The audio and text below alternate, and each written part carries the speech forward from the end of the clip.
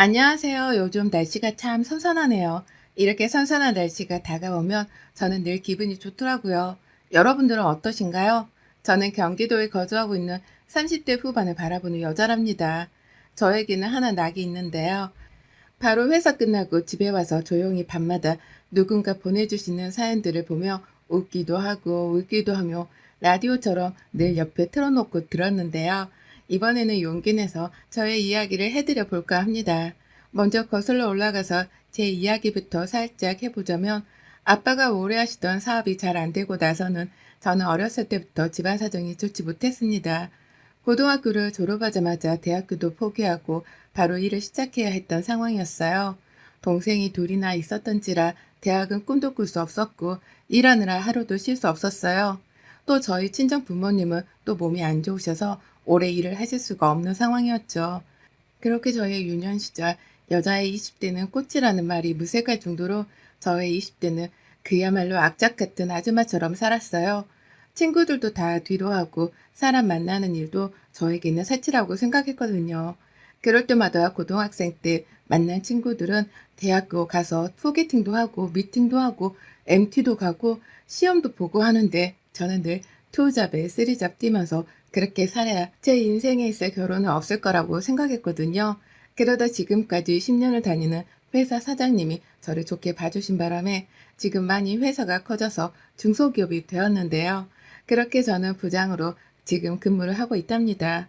어린 나이지만 믿고 맡겨주신 사장님 덕분에 이렇게 30대가 돼서는 20대의 시절을 보상받듯이 먹고 싶은 음식을 마음껏 사 먹을 수 있고 부모님이나 동생들에게 해주고 싶은 것들을 해줄 수 있다는 것만 해도 저는 늘 지금의 제 삶이 너무 행복하다고 생각을 할 정도였죠. 또 돈적인 여유가 생기면 제 인생을 즐기고 살 줄 알았는데 하루 종일 일이 너무 바쁜지라 결혼을 생각도 하지 못했습니다. 그러다 한 번도 나가지 않다가 정말 우연히 나간 동창회에서 지금의 남편을 만나게 되었죠. 남녀공학인 학교여서 남자친구들이 많았거든요. 남편이랑 친하진 않았지만 오랜만에 나간 동창회에서의 남편은 정말 빛이 나 보였다고 해야 할까요? 변하지 않은 외모에 스마트한 말투까지 그야말로 제 이상형이었어요. 공부를 한다는 남편은 다른 사람이랑 다르게 너무 순수했다고 생각했어요. 그래서 제가 남편에게 매일 연락하고 데이트하자고 하고 또 먼저 들이대고 고백까지 했었죠. 그렇게 우리는 2년이라는 시간 동안 울고 불고 그렇게 열렬하게 연애를 하고 그 연애에 결실을 맺어서 부부라는 인연으로 살았습니다. 근데 정말 TV에서나 보았을 법한 이야기가 저에게도 펼쳐지더라고요. 저에게 더 이상 시련은 없을 거라고 생각했는데 결혼이라는 큰 산 앞에 저는 무너지고 말았어요. 원래 시어머니가 연애 때부터 아들 사랑이 지극했던지라 저랑 만나는 자리에도 매일같이 아들한테 전화하고 그러신 건 알았는데 상견례 때부터 시부모님은 저희 친정 부모님 앞에서 도를 지나치시더라고요. 요새 다들 가는 대학교도 혜영이는 안 나왔다고 하는데 저희 아들은 대학교에서 석사까지 지금 하고 있는 상태여서 사실 이번 결혼이 살짝 망설여지기는 했어요. 근데 저희 아들이 너무 좋다고 하길래 어쩔 수 없이 허락했죠. 라고요. 저희 친정 부모님은 죄인도 아닌데 연신 저희의 잘 부탁한다고 집이 워낙 잘 살지 못해 혼자서 알아서 이렇게 잘 커준 아이라고 예쁘게 봐주시라고 연신 인사를 하시더라고요. 그때 알아봤어야 했을까요? 그때는 남편이 너무 좋아 그런 게 눈에 들어오지 않았나 봐요. 그렇게 우리는 결혼을 했고 그 결혼이 행복할 줄 알았던 시절들이 있었네요. 그때부터 본격적인 시집살이가 시작됐어요. 아침마다 전화 오는 시어머니는 매일같이 저에게 한결같이 물으셨거든요. 우리 아들 아침밥 먹었니? 공부하는 애 아침은 꼭 먹여보내라. 우리 아들 반찬 이거 좋아한다. 이거 해줘라. 우리 아들 키 죽지 않게 네가 잘해줘라. 우리 아들 감기 잘 걸리니까 잘 보살펴줘라. 부터 시작해 뭐 남들이 며느리가 좋은 옷도 사주고 한다는데 나는 이게 뭐냐 해서 용돈 드리면 또 며칠 있다가 몸이 아파서 보약한 채 해먹어야겠다. 시아버지가 다치셔서 요양을 좀 하게 돈 좀 보내달라.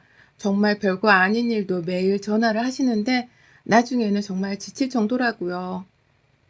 남편은 수입이 지금 없는 편이어서 돈 들어가는 건 다 제가 하고 있는 중이었거든요.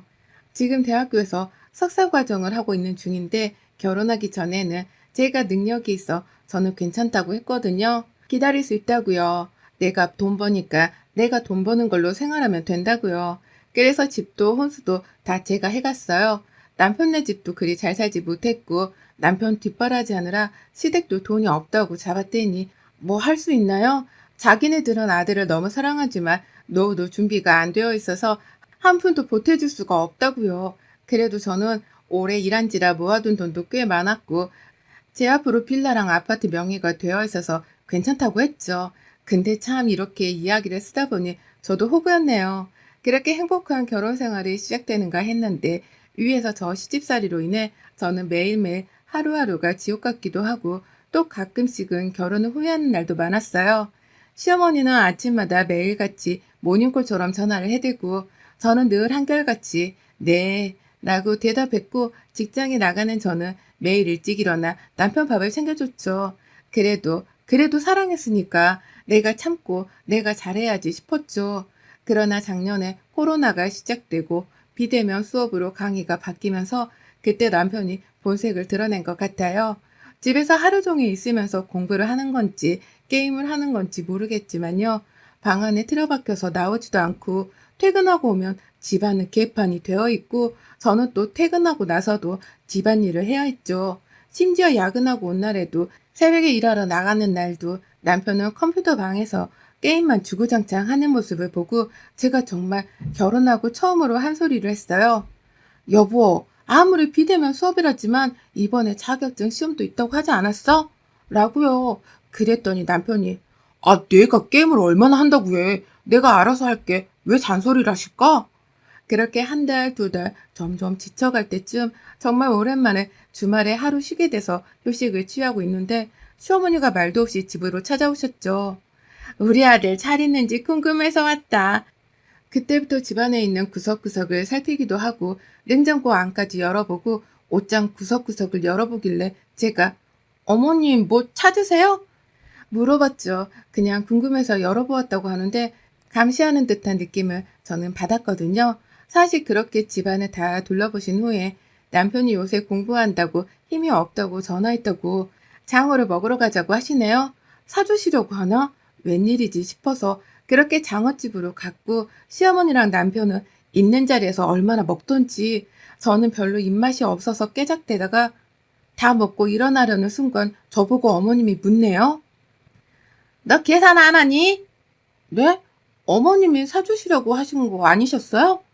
아니 그건 맞지만 네가 사야지. 내가 돈이 어딨니? 잘 먹었다. 하고 그냥 남편이랑 나가버리더라고요. 어처구니가 없었지만 음식값을 지불하고 나오는데 기분이 좋지 못했죠. 그렇게 집으로 왔고 그날 남편이랑 한바탕 했어요. 매일 어머님은 아침마다 전화하면서 또 말없이 찾아오고 이번에는 여보 장어 사준다고 해놓고 왜 계산을 나보고 하라는 거야? 라고요. 그럴 때마다 남편이 하는 레파토리가 있거든요. 우리 엄마가 돈이 어딨어? 우리 자기가 돈 잘 벌잖아. 라고요. 그렇게 시댁으로 인해 스트레스가 많이 받던 찰나에 다가오는 명절에 저희 부모님 드리려고 홍삼을 샀다고 하더라고요. 웬일인가 싶어서 기특하다 싶었죠. 그렇게 다가오는 명절에 친정 부모님께 홍삼을 드리니까 사이가 좋다고 너무 좋아하시더라고요. 그래서 제가 시댁에도 똑같은 걸로 사드리려고 물어봤더니 매번 해드리는데 이번만 그냥 엄마 아빠가 안 해줘도 된다고 친정이 해드리라고 했다고 하더라고요. 아니 이게 무슨 일인가 싶었는데 그냥 자기가 학생인데 생활비도 제가 다 부담하니까 굳이 안 해도 된다고 그러셨다고 해서 그래도 어머님이 내 생각을 해주시긴 하시는구나 싶었죠. 그렇게 남편한테 홍삼 비쌀 텐데 조금씩 돈을 모아서 사드렸다고 하니 미안하고 또 고맙고 그러더라고요. 저희 사이는 예전보다 참 많이 좋아졌고 저도 남편이나 시댁이 더 잘하려고 노력했어요. 근데 갑자기 동생이 새벽에 전화가 온 거예요. 아니, 엄마가 지금 갑자기 배가 너무 아파서 일어나지를 못해서 응급실에 왔어. 와줄 수 있어?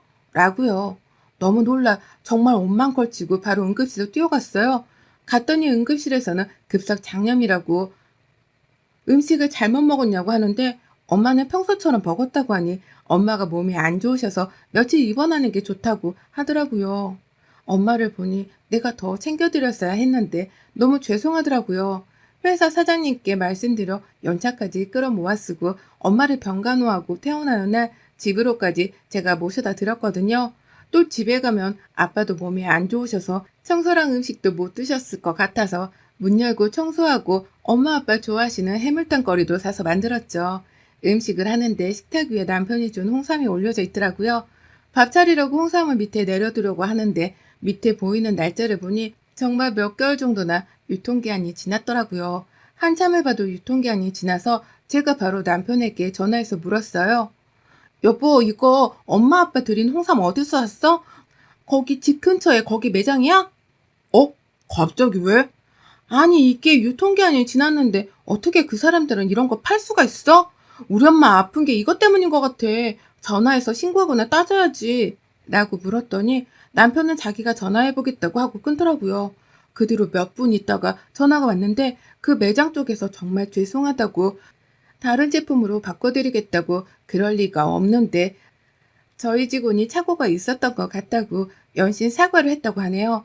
진짜 화가 많이 났지만 저도 직원으로 일하는 입장이고 또 엄마도 너무 그러지 말라고 말리니까 그냥 새 제품으로 당장 보내달라고 해달라고 하고 넘어갔죠. 그렇게 일주일 정도가 흐르고 친한 친구가 집에 놀러 왔던 날 자기도 친정 부모님 홍삼 사드리고 싶다고 하길래 집 근처에 가까운 매장이 있어서 갔죠. 가서 친구가 고르고 결제를 하려는데 제가 유통기한 꼼꼼히 봤어? 이러면서 이야기하니까 직원분이 고객님, 저희 유통기한 길어서 걱정하지 않으셔도 돼요. 다 꼼꼼하게 검수해서 나오는 제품이랍니다. 라고 하시더라고요. 그래서 제가 아니 저번에 저희 남편 여기서 홍삼을 사다가 저희 부모님을 드렸는데 그게 유통기한이 지나서 새로 보내주셨던 게 생각이 나서 혹시 몰라서 친구에게 물어본 거예요. 라고요. 그랬더니 그 직원분이 그런 일은 자기네 매장에 없었다는 듯이 이야기를 하네요. 점장님한테도 물어보고 일하는 직원이 거의 자기만 있어서 그런 일이 있으면 자기가 알 텐데 그런 클레임 건은 들어오지 않았다고요. 그래서 그날 집에 와서 남편에게 물어봤죠. 홍삼을 어디서 샀냐고 물으니 자기 집 앞 매장에서 샀다고 하네요. 바로 따져 물었죠. 거짓말 하지 말라고. 내가 오늘 승훈이랑 홍삼을 산다고 해서 그 매장에 갔다 왔는데 그런 클레임이 없다고 하던데 어디 가서 주웠냐고요. 바른 대로 말하라고 열받아서 소리쳤어요. 그랬더니 하는 남편의 말이 더 가관이었죠. 알고 봤더니 그 홍삼 시어머니가 줬더라고요. 그것도 자기가 아주 예전에 사은품으로 받은 거 니네 장인 장모한테 가져다 주고 네가 가져다 줬다고 하라고 남편이 자기가 예전에 넣어두었던 주식이 좀 올라서 돈을 좀 벌었나 봐요. 저한테 말도 없이 자기 엄마 아빠 제주도 여행 간다고 명절에 저 몰래 200만 원이나 줬더라고요. 근데 저희 엄마한테는 유통기한 지난 제품을 사주고요. 그 뒤에 시어머니가 있었네요. 자기가 돈 받은 걸 알면 우리 부모님도 드리라고 할까봐 자기가 받은 사은품 홍삼을 가져다 주라고 한 거죠. 근데 자기 엄마도 유통기한 지난 건 정말 몰랐다고요. 그 이야기를 듣자마자 열이 뻗치고 화를 주체할 수 없어서 정말 처음으로 남편 머리를 정말 있는 힘껏 몇 번이나 내리쳤어요. 그러더니 남편이 저를 보고 정말 놀란 듯이 쳐다보더라고요. 그런 걸로도 저는 분이 안 풀려서 바로 안방에 들어가자마자 제가 사줬던 옷들을 장롱에서 다 꺼내고 속옷도 다 꺼내서 가위로 다 잘라버리고 신발장에 가서 제가 사줬던 신발들은 전부 다 쓰레기통에 쳐박았어요. 그리고 똑똑히 말했죠. 여기서 네가 결혼할 때 네가 사서 가지고 온 것만 가지고 나가라고 했어요. 그것도 지금 내가 너한테 지금까지 살았던 그 정으로 베푸는 거라고요. 지금 뭐 하는 짓이냐고 소리를 지르길래 이때다 싶어 화장대에서 결혼 예물이라고 사줬던 시계를 내동댕이 쳤어요. 그때부터 좀 심각성을 아는지 몇 가지 옷만 챙겨서 나가더라고요. 그렇게 남편을 내보내고 시어머니는 어떻게 조져야 할까 생각하다가 지금 시댁이 살고 있는 집이 제 명의로 된 빌라거든요. 사실 자기네들이 살고 있는 빌라는 너무 낡아서 거기서 좀 살면 안 되겠냐고 하도 부탁을 해서 살고 있는 세입자들한테 양해를 구하고 시댁을 제 명의로 된 빌라로 이사시켜드렸거든요. 마음이 약해져서 이사하라고 했었죠. 바로 아침이 되자마자 부동산에 전화해서 집 전세 내놓는다고 얘기했어요. 지금 시부모님이 제주도 가 있는 상태여서 이때 계약을 하고 싶어서 시세보다 더 싼 가격으로 내놨어요.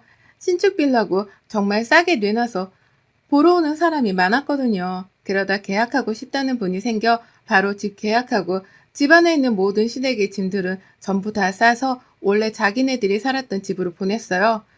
아, 그 집안에 있는 가구들이랑 가전도 다 제가 해드린 거라 시어머니, 시아버지는 정말 옷과 몸만 오셨거든요. 그렇게 일주일 정도 흐르고 시어머니의 전화가 불나게 오는 거 보니 아신 것 같네요. 남편이 그동안에는 전화를 안 했더라고요. 다행히도. 자기가 쪽팔렸는지 안에서 다행히도 서프라이즈를 할 수 있었죠. 집 비밀번호를 여는데 열리지가 않으니까 저한테 전화하고 남편한테 하고 남편도 전화오고 저한테도 오고 전부 다 차단했죠. 근데 그지 근성 있는 집안이라 그런가 저희 집 앞에 시어머니랑 남편이 와 있대요. 어머, 어머니 무슨 일이세요? 하는데 다짜고짜 제 뺨을 때리더라고요. 그래서 저는 바로 옆에 있는 남편 뺨을 정말 대차게 후려쳤어요. 막 그 뒤로 어디 우리 아들을 때리냐면서 저한테 소리를 고래고래 지르고 욕설을 내뿜어서 저도 똑같이 남편한테 욕설을 퍼부으면서 너는 가정교육을 어떻게 받았냐? 대학교도 나온 놈이 그렇게 살아서 어떻게 할래? 라면서요. 어머님 저 때리면 저도 어머님 아들한테 똑같이 할 거예요. 왜냐면 어머님을 때릴 수는 없잖아요. 저는 대학은 안 나왔지만 못 배우진 않아서요. 그 뒤로는 신격성을 아는지 도대체 왜 그러냐고 막 울고불고 집 앞에서 그러는데 딱 이 한마디 했어요. 어머님, 주제를 아셨으면 좋겠어요. 이제 어머님의 사랑하는 아들이랑은 이혼할 거니까 걱정하지 마세요. 대학교 나온 여자랑 다시 재혼하면 좋을 것 같아요. 그렇게 말하고 전 집으로 들어갔어요. 초인종을 누르고 문을 두드리길래 이대로 안 가면 경찰 부른다고 하니 남편은 이혼 못 해주겠다고 빌고 빌어서 그럼 소송하자고 변호사 선임했습니다. 그렇게 저는 이혼을 했습니다. 전 남편과 이혼하던 날 저는 시어머니에게 깜짝 선물을 하나 보냈네요. 법원에서 나오자마자 바로 근처 백화점으로 갔어요. 미리 집에서 챙겨온 것들도 가지고요. 그래서 고르고 골라 정말 가장 비싸고 좋은 과일 바구니를 샀거든요. 그러고 나서 겉에만 싱싱한 과일들을 채우고 안에는 집에서 제가 사놓고 썩을 때까지 기다렸던 과일들을 가지고 채워 넣었어요. 그리고 퀵을 불러서 바로 1시간 이내로 도착할 수 있도록 보냈죠. 아마 그 과일 보면서 한참을 생각하셨겠죠?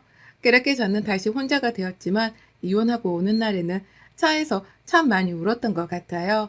제가 이혼을 결심하게 된 이유는 시어머니가 유통기한이 지난 홍삼을 주어서도 아니고 남편이 자기 부모님한테 돈을 줘서도 아니었어요. 결정적인 이유는 저희 부모님 때문이었어요. 엄마 아빠는 처음 받은 날부터 유통기한이 지난 걸 알고 있었지만 드셨다고요. 처음 사이한테 받은 선물이라 일부러 그런 건 아닐 거라고 생각하셨대요.